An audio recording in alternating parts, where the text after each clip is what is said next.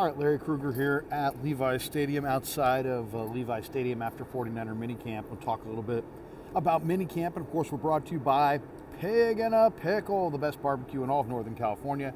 Check them out in Emeryville and Corte Madera. They're open 7 days a week from 11 a.m. till 8 p.m. or until they run out. Pig and a Pickle, the best barbecue in all of Northern California. All right. Well, let's talk about Minicamp. Beautiful day down here in Santa Clara. It was the mandatory Minicamp. There was no Trent Williams and no Brandon Aiyuk. Trent's daughter's graduating. Kyle said he'll be here tomorrow. Aiyuk is obviously holding out. He wants a new contract, and at this point, there's no real update on that situation. So Aiyuk is not here. Now, we did hear from Debo after camp, and he said that he's really been impressed by Ricky Pearsall, and that Pearsall's hands really stand out. He also kind of admitted that, in his mind that Pearsall's been impressive, but then he was also asked about Brandon Aiyuk, and he said that he has given Aiyuk advice on the contract situation, just saying that it's a stressful process, and I thought the most telling line from Debo was when he was talking about Aiyuk, and he said it's not always going to work out in a timely manner. So in other words, get ready for potentially a holdout that lasts into training camp this summer. Debo went on to say that he felt like it's a complicated offense and it's not an easy offense to learn, but the guys are out here trying to learn it.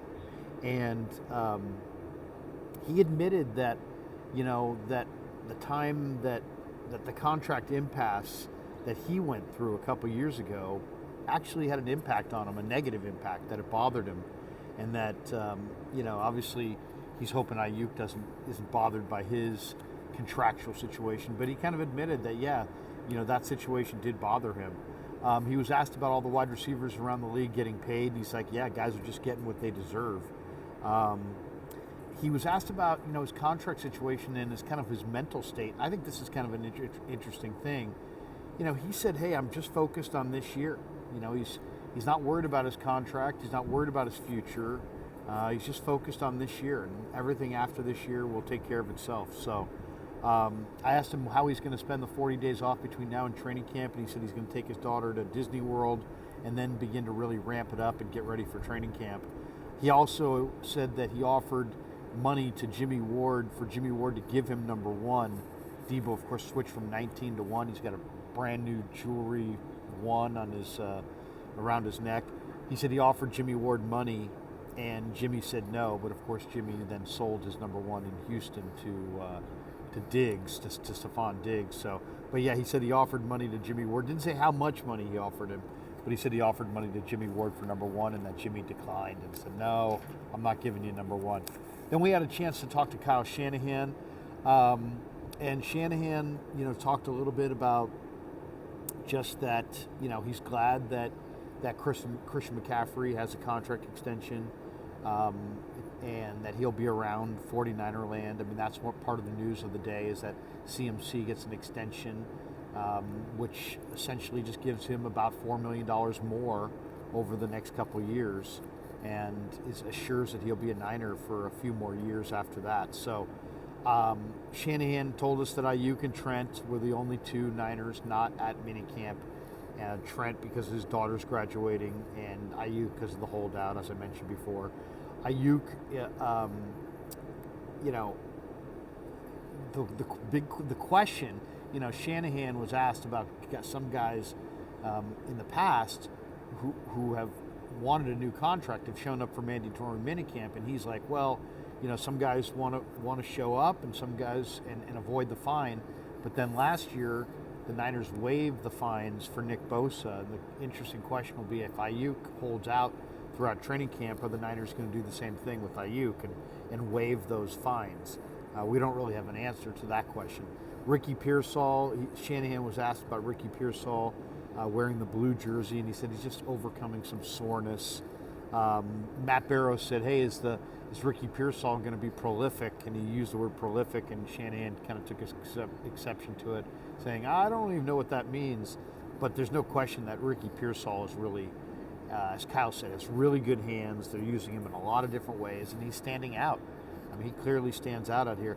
He was asked about Logan Thomas. He said he just wanted to up the competition overall of the tight end group going into training camp. He says he's a veteran. He can come in. He can compete. He's not going to play at all this week in the minicamp, but he will play in training camp this summer. He was asked about Cam Latu, and he kind of quickly said that he'll be ready for training camp. I get the sense that Cam Latu might not be the 49ers' favorite player at this point. I don't know. They seem like they don't have a lot to say about him. He was asked if about Juwan Jennings and getting his extension done. He's like, hey, it looks great so far. He was asked about, are they going to go to more 3 wide receiver formations with the extra wide receivers they have? He said there's no plan to change their philosophy offensively in any way. He was asked about the new kickoff rule and what kind of players, what they're learning about the kickoff rule as they're practicing it. And he thinks that it might be more suited, the return guys might be more suited to be bigger players, which maybe is why Isaac Guerendo is here. It's possible that they see Guerendo as a real great kickoff return guy under the new rules. But that's going to be something they're going to play with. And, they're still kind of exploring what kind of player does best as a return man with these new rules. I asked him about Purdy to Pearsall and how Purdy and Pearsall look like they've got a great connection already, and he's like, he said, the on-field rapport is clearly there. I mean, you can see that rapport between Purdy and Pearsall. And then we talked a little bit. He doesn't like the idea of the changes coming up in the off-season, of making training camp a lot longer. I asked him about CMC having 339 catches. He said he'd like to take some of the workload as a running back, maybe not as a receiver, but as a running back off of Christian. And then he mentioned how they're going to train with the Saints in Irvine instead of up here because down in Irvine there's 3 or 4 fields and there's just more room overall down there. Here they only have 2 fields and he doesn't want to chew up the grass field. That's why they're going to practice in Irvine. Then we talked to Mooney Ward. He says his recovery from his back surgery is going well. Or back injury. He said he's had the injury for 4 years. And he said that he should have caught more balls last year, that he should have made more plays, that he should have had at least 10 interceptions, and he wants to make more big plays this year. He wants to be more of a vocal leader. He was asked about Renardo Green. He said he's super sticky in coverage. He's smart, really likes Renardo Green. I asked him about Pearsall and cowing. About Pearsall, he's like, he's got good hands. He creates separation. About cowing, he's like, man, he's real fast.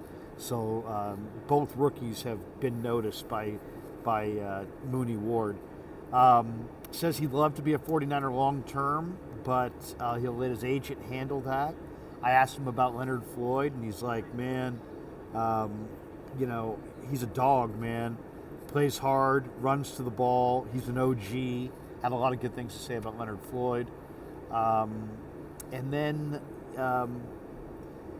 he said, he talked a little bit about his off season. He said he went to Africa in the off season and that it really gave him perspective on his life and on his profession.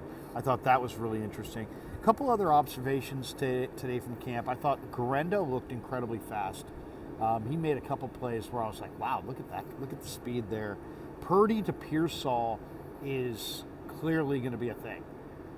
Purdy to Pearsall, Pearsall and Purdy is going to be a very prolific combination. You can already see where Purdy knows where he's going to be. They've already developed a little bit of a rapport.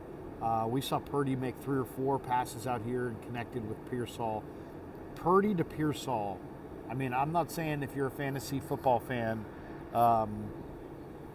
draft Brock Purdy. I'm not sure about that, but you may want to take a flyer on Pearsall because Purdy to Pearsall is going to be something. You can see it.